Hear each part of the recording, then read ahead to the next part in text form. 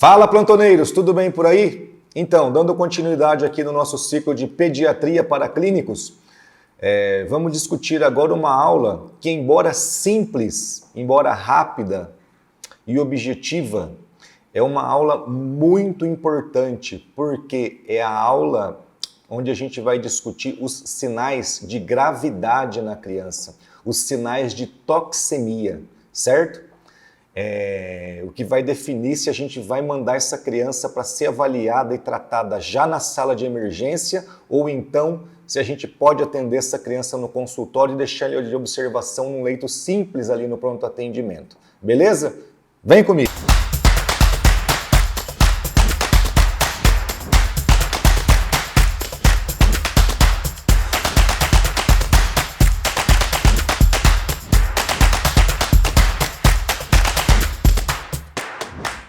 É isso aí, moçada. Então vamos lá. O que a gente vai discutir agora? O que a gente olha na criança ali naqueles primeiros 30 segundos, 1 minuto, que a gente bate o olho nessa criança e fala, opa, peraí, essa criança está grave, eu preciso mandar essa criança para ser avaliada na sala de emergência. Ou então, não, essa criança aqui está legal, né? Beleza, dá para atender no consultório, dá para consultar e deixar de observação no pronto atendimento, certo? Geralmente, como isso acontece na prática, né? Geralmente, é mais comum dessa criança ser levada para a sala de emergência e aí você chega lá, bate o olho nela, dá uma avaliada, tira a história ali rapidão com a mãe e avalia se essa criança deve ficar na sala de emergência ou se você pode tirar ela da sala de emergência. Mas muitas vezes não. Muitas vezes a mãe chega com essa criança no colo, essa criança às vezes chega até andando, você bate o olho nela, deita ela na maca no consultório para avaliar e já observa, não, isso aqui não está legal, manda para a sala de emergência. E o que é esse que a gente olha, o que é isso que a gente olha, o que a gente observa para falar, não, isso não está legal, né? É uma sensibilidade ali de olhar, de ver, de escutar. Sensibilidade clínica mesmo. É sobre isso que a gente vai falar. Como que a gente pode criterizar, o que a gente pode olhar, como que a gente pode ver essa criança, o que a gente tem que observar para falar se está grave ou não, se tem sinais de toxemia ou não. Beleza? Vem comigo então aqui, ó. Nesse primeiro slide, né? O que a gente olha, né? O que a gente usa como ferramenta para essa avaliação? O triângulo de avaliação pediátrica, né? Olha lá, o que a gente vai olhar? Aparência, respiração e circulação. O que a gente olha na aparência, o que a gente olha na respiração, o que a gente olha na criança para inferir sobre a circulação dela, certo? Então, veja comigo aqui, ó. Na aparência, o que a gente vai olhar na aparência? Vai ver o tônus da criança. Como assim tônus? Vai ver se essa criança está muito largada, ver se ela está hipotônica ou não, se ela está com o tônus preservado, né? Se ela tem movimentação, está firme ou se ela está largadona, né? Olho fechado, você levanta a mão na criança, solta, ela está hipotônica, né? Se essa criança está interativa, se ela está interagindo com o ambiente, né? Se ela tem interesse pelo que se passa, está com o olho aberto, está olhando para você, está seguindo com a cabeça, certo? Se ela é consolável, se tem consolabilidade, certo? Se é uma criança que no colo da mãe ela fica quieta, você chama ela para vir para você, ela às vezes não quer vir, quer ficar com a mãe, né?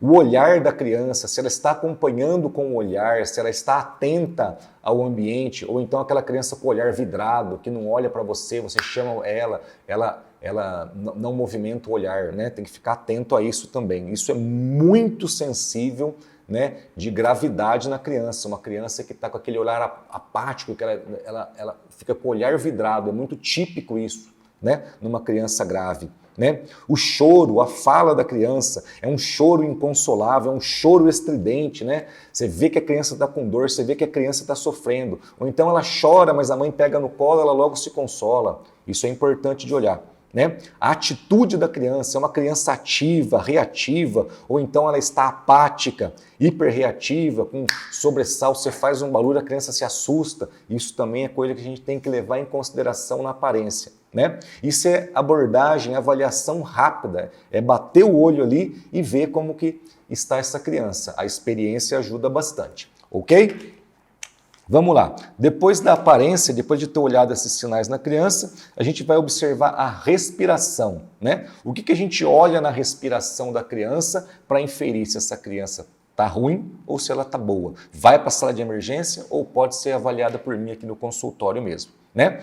Então, vamos ver se essa criança tem estridor, né, que fala a favor de obstrução alta. Tem a aula de laringite, vocês podem olhar lá também, né?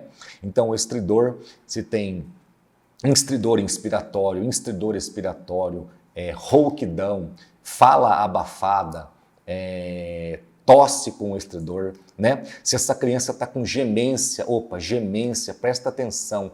Criança com gemência é um sinal de gravidade, fica esperto com essa criança, né? É um sinal até de insuficiência respiratória, né? Aquela criança que está... ela está segurando lá a glote lá para tentar oxigenar menor, para tentar expandir o pulmão. A gemência é um sinal que a gente tem que ficar muito atento em criança. Se essa criança tem sibilos, né? É lógico que eu estou falando de uma fase que a gente nem está avaliando a criança ainda com esteto, mas às vezes a gente consegue escutar esse sibilo sem colocar o esteto, observar isso da criança. O padrão respiratório, né? Por exemplo, a criança respirando com padrão de Kussmaul. Respiração profunda, né?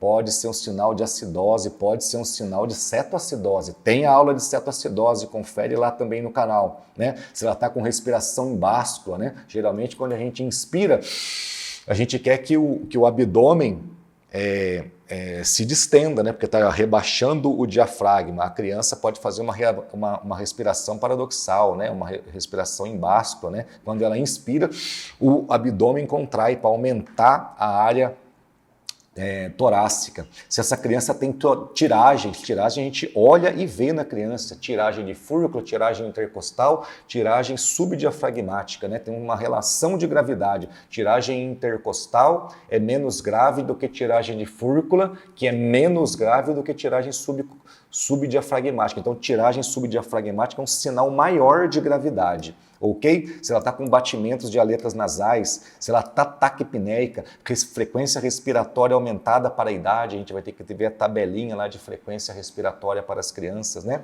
Mas isso tem aí no canal também, tem aí nos nossos posts do Instagram, é só vocês conferirem, certo? Se está com esforço respiratório, uso de musculatura acessória, você vê que a criança está respirando fundo, aumentando aqui o esforço respiratório, usando musculatura acessória, se ela está dispneica, né? Ou então se ela está entrando em insuficiência respiratória. Desconforto respiratório é uma coisa, insuficiência respiratória é outra, né? Ela não está dando conta, você vê que ela está ficando cianótica, está ficando pior, né? Está desaturando, mesmo usando musculatura acessória, né? Isso é sinal de gravidade, criança que vai ser avaliada, vai ser mandada para a sala de emergência, ok?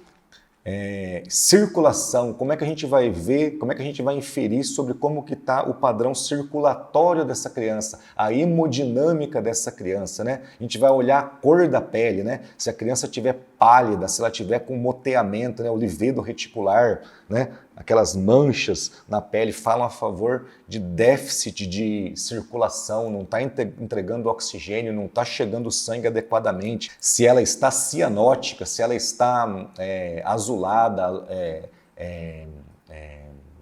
cianose central, está com a face azulada, perioral, perto do nariz, as mãozinhas, os pés da criança fica azulado, né?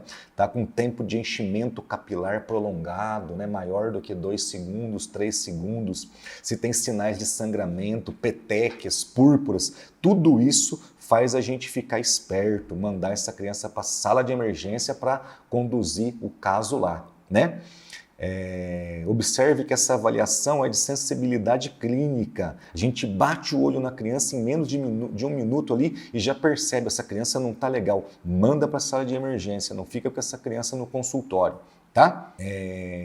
Aí, após a avaliação inicial, se a criança se move, está se movendo, mas ela te comove, né? É um mnemônico que a gente usa na pediatria, ela está se movendo, mas por essa avaliação inicial você achou que ela não está legal, ou seja, ela te comove, vai mandar essa criança para a sala de emergência. Se sim, ela deve ser encaminhada para a sala de emergência e vai ganhar o MOVE, né? Monitor oxigênio veia. Esse MOVE, geralmente a gente coloca um E ali, né? Que é exame destro. Foi para a sala de emergência, monitor oxigênio veia, destro e exames. Se não se move, aí você vai seguir o algoritmo de parada que a gente vai discutir também. Legal? Essa é só a primeira abordagem, a abordagem inicial para a gente criterizar se é uma criança grave ou não, se vai para a sala de emergência ou não. Agora vai ter uma outra aula também que a gente vai falar sobre a avaliação inicial, né? A avaliação primária da criança. Após mandou para a sala de emergência, e agora o que eu faço? Como eu vou conduzir o caso?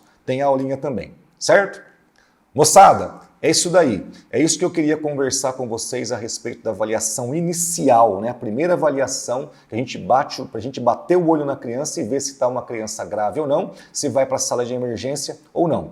É uma aula simples, mas objetiva e de suma importância para a gente poder tratar as nossas crianças adequadamente. Beleza? Valeu, muito obrigado, até a próxima.